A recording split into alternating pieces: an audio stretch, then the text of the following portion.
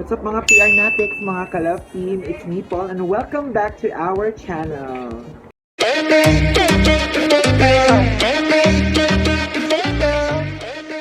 Pasensya na mga Kalove team, mga PR Natics kung medyo hindi kami nakapag-upload ng video sa YouTube. Medyo busy lang kami for this past few weeks.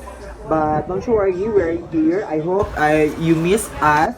And kung bago ka pa lang sa channel namin, please do like, share, and subscribe to this channel that is PR Chronicles. And yun, i-share nyo ang good vibes.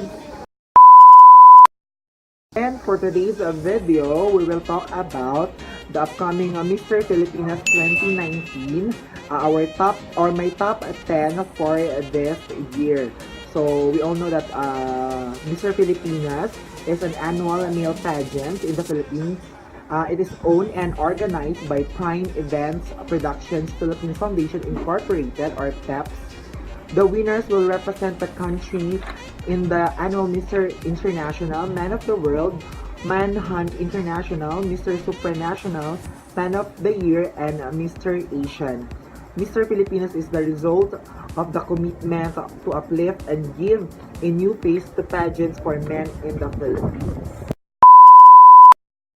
So, ang motto ng Mr. Filipinas is celebrating masculinity with responsibility. So, ang headquarters nila is sa San Juan, Metro Manila, Philippines. So, they started at 2006 with Ken Escudero, titled Ginoong Pilipinas. And noong 2014, our first title holder or winner from Philippines, who is Mr. Mariano Perez Flor Mata Jr., or also known as Neil Perez / police officer. So, nanalo siya sa Mr. International. For this year, they have 22 official candidates for Mr. Filipinas 2019, and the finals is on September 21 in Phil Oil Flying V Arena. So again, mga PR Natics, mga Kalove team, this is my personal top 10 for Mr. Filipinas 2019. So I categorize first the top 10 for swimwear and the top 10 for formal wear, and then after that is my final top 10 for Mr. Filipinas. So let's begin for our top 10 for swimwear category. I have on my 10th spot, I have number 13, Mr. Malasiki, Pangasinan. My top 9, number 16, Mr. Cebu City. My top 8, I have number 1, Mr. Misamis Oriental. I have number 7, top 7, number 3, Mr. Hinobatan Albay. I have top 6, number 5, Mr. Pasig City.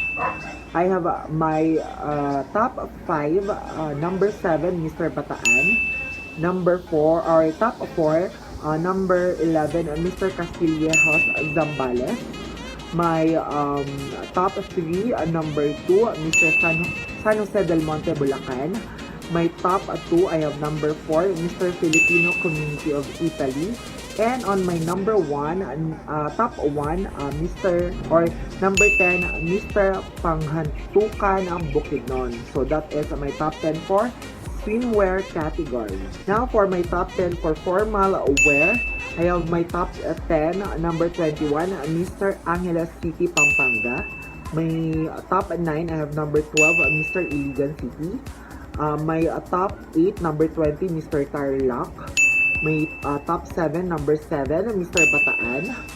My top 6, number 3, Mr. Hinubatan Albay. My top 5, I have number 2, Mr. San Jose del Monte, Bulacan. My top 4 is number 10, Mr. Panghantukan Bukidnon. My top 3, number 4, Mr. Filipino Community of Italy.